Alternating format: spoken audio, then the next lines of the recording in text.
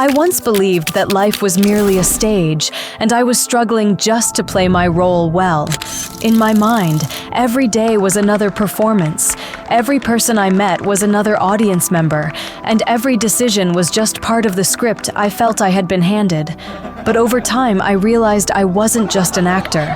I was also the audience to my own life, watching every action, every choice, every mistake, whether deliberate or not, that I made. And then there came a moment when I stepped out of that play and saw a truth far beyond anything I'd ever known. Hi, I'm Louisa Peak. I was born into a family that, on the surface, looked perfectly ordinary. My parents worked regular jobs, paid taxes, and went to church on major holidays. We had a small house with a neat little backyard. We even had a dog named Rusty. By many accounts, I should have grown up normally, yet something always felt misaligned. From an early age, I had this underlying restlessness, a nagging thought that there had to be more to life than just going to school, landing a stable job, getting married, and so on. Perhaps that sense of disquiet was what first led me to experiment, initially with curiosity, then with recklessness, until I found myself plunging headlong into the world of heavy partying and drugs. I remember the first time I took a drink. I was barely a teenager, sneaking sips from a half-empty beer can my uncle left behind. I hated the taste, but I loved the sense of danger. As the years passed, that mild thrill became the norm. Every weekend was a chance to push boundaries. What started with a few drinks escalated into late-night raves, new substances, new friends, who seemed to exist only between strobe lights and pounding bass. On weeknights, I pretended I was the quiet girl next door. On weekends, I transformed into someone who wanted to forget the rest of the world existed. And in those neon-soaked moments, I felt alive and important. On the night in question, I was dancing in a seedy club with pounding music loud enough to make my bones rattle. We had just burned through our stash of cocaine. No problem, we told ourselves. There's always someone who knows someone. Pool some cash, ask a few discreet questions, and voila! A stranger appeared. He was thin, wearing a beige outfit that hung off his frame like it didn't quite belong to him. His face was hollow, almost hungry. If I had been sober, maybe I would have recognized he looked anything but trustworthy. But in that haze of euphoria, all I cared about was getting something that would keep my night going. In the world of all-night parties, we latch onto any promise of a bigger, better rush. We snorted the powder. My gums felt numb like cocaine usually does. But then, nothing. A friend of mine, who used to deal drugs himself, shook his head. "Fake stuff," he muttered with disdain. I was annoyed and disappointed. I wasn't ready for the high to fade. Perhaps, I thought, we needed more. So I took it upon myself to consume the entire remaining pile in one go, determined to prove it wasn't fake, that my body just needed an extra push. In those days, pushing limits was second nature to me. And bam! It was like an invisible fist punched me right in the face. One moment, I was on the dance floor. The next, I was rocketing upward, as though the roof had blown clean off and I had been launched straight into the sky. The music, the swirling lights, the sweaty crowd, they vanished. In that instant, I wasn't just leaving the club. I was leaving my entire identity, the life of Louisa, a name I sometimes loved and sometimes despised. As I soared higher, a feeling of weightlessness took hold, a release from all burdens, pressures, and aspirations I had spent years chasing. It felt as though I was floating outside of everything I used to define as me. Below me, the city lights diminished rapidly, flickering like scattered fireflies. Beyond them was the vast ocean, dark, yet strangely inviting under the moon. I executed a backward somersault, diving headfirst toward the water without an ounce of fear, despite the irrationality of plummeting from such an impossible height. But just before I expected the cold shock of waves, I slipped seamlessly into another realm, peaceful, radiant with a warm light that didn't hurt my eyes at all. I found myself facing an old house perched on a rugged cliff. Despite never having seen it before, it felt intimately familiar, as though I had once lived there in another lifetime. I couldn't see anyone, but I felt the presence of my grandparents, and beyond them, an entire lineage of souls who had walked the earth before me. They were there, waiting, welcoming, overjoyed by my arrival. It was a sense of homecoming deeper than anything I'd ever experienced in my mortal life. I drifted through the doorway with no physical form, purely a point of consciousness. Inside, everything was simultaneously ordinary and extraordinary. Furniture was there, yet it seemed inconsequential. Walls existed, yet they felt permeable.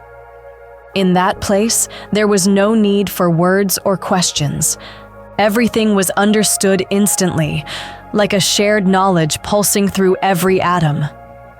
There was no confusion, no anxiety, no tension, just belonging. I moved toward a large window overlooking the vast ocean.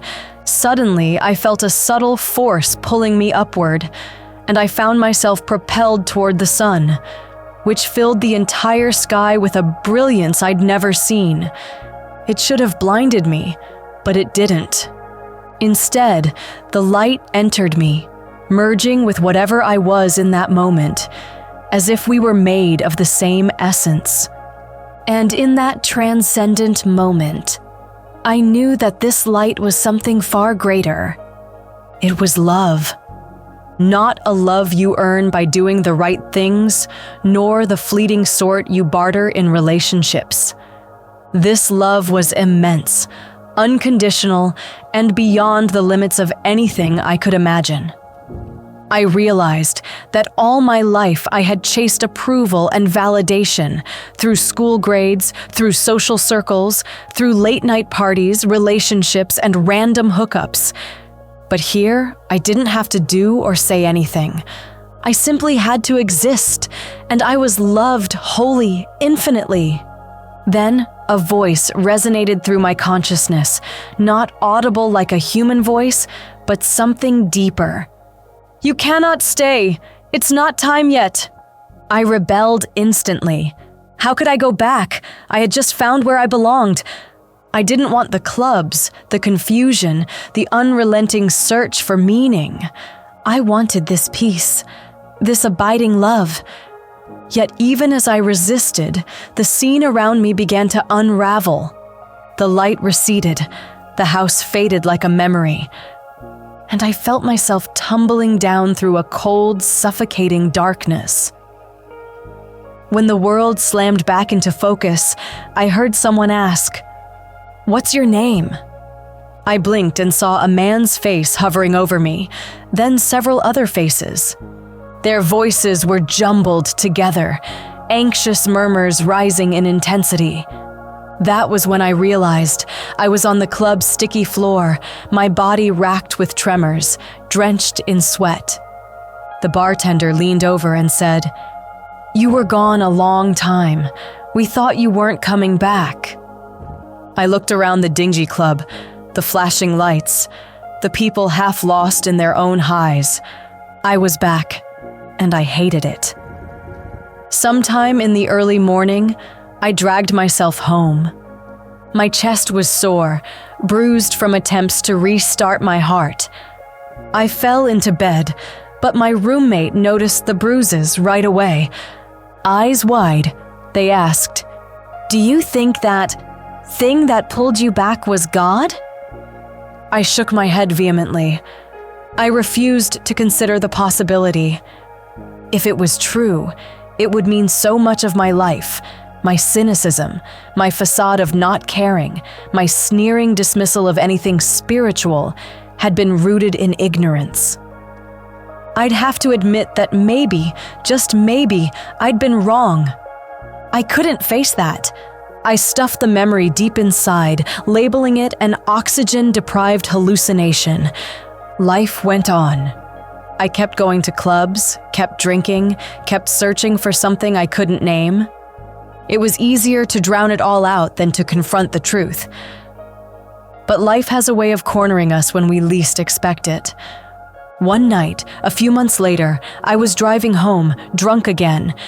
My vision was blurred by alcohol, and my sense of logic was nearly non-existent. Part of me, in some twisted way, wanted to see what would happen if I pressed the accelerator all the way.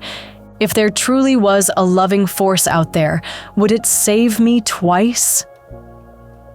I sped down a narrow road at 80 kilometers per hour, reflective signs flashing in my peripheral vision. Somehow, miraculously, I didn't crash. But my heart was pounding so hard it felt like it might leap out of my chest. When I finally stopped, I stepped out of the car and tilted my head back to stare at the stars. I felt a sudden, overwhelming jolt of understanding shoot through me, like a lightning bolt straight from the sky. This is the last time I can help you. You know right from wrong. Every fiber of my being trembled. I knew. Deep down, I understood that I couldn't keep playing chicken with death or with the deeper truths of existence. It scared me more than any near accident could. It was the realization that I was fully responsible for the choices I made. No more excuses. No more blaming the universe, my upbringing, or my circumstances. Exactly 1 month later, a friend took me to an Alcoholics Anonymous meeting.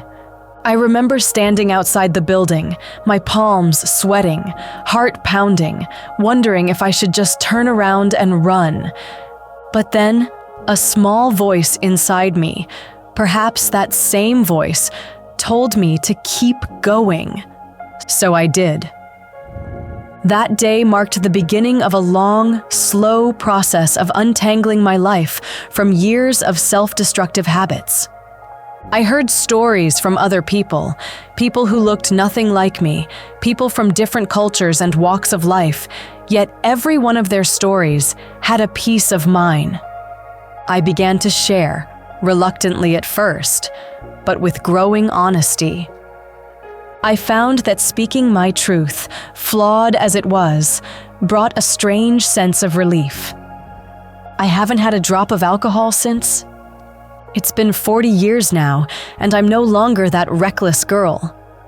The transformation wasn't overnight, nor was it easy. I stumbled countless times, experienced plenty of doubt. There were nights I lay awake, trembling with the urge to drink. Or mornings I'd glare at the mirror, challenging my own reflection. But underneath it all, I began to sense a different current, a guiding presence I used to shrug off as nonsense. People call it many names: God, the universe, a higher power. For me, it simply became the understanding that I am loved, and that every person I meet also carries this same seed of love within them. One thing I know beyond a shadow of a doubt: God is not some bearded old man sitting in the sky. God is love, is wisdom, is the invisible bond between us all. Each day I try to align myself with that truth in small, ordinary ways. Sometimes it's just smiling at a stranger, saying a kind word, or setting aside my phone for a few minutes to really listen to someone. Other times, it's more challenging, like admitting I'm wrong or offering forgiveness when I'd rather hold a grudge. Do I still question? Absolutely. I have days of frustration, moments when the old cynicism seeps in, days when the state of the world breaks my heart. But even then, I hold onto the memories of that night, of the light and the love. I remember how it felt to be completely accepted, in a place where all judgments, regrets, and insecurities dissolved into perfect clarity. That is the love I aspire to embody, one day, one step at a time. Maybe I'll never do it perfectly, but if there's one lesson I've taken from everything I've been through, it's that perfection isn't the point. Connection is. We're here to connect with one another, to heal, to learn, and to love. Because after all, there's really just one thing that truly matters in this life: love. If this story resonates with you, please share your thoughts in the comments below. Don't forget to like and subscribe to discover more near-death experiences. Thanks for watching, and see you in the next video.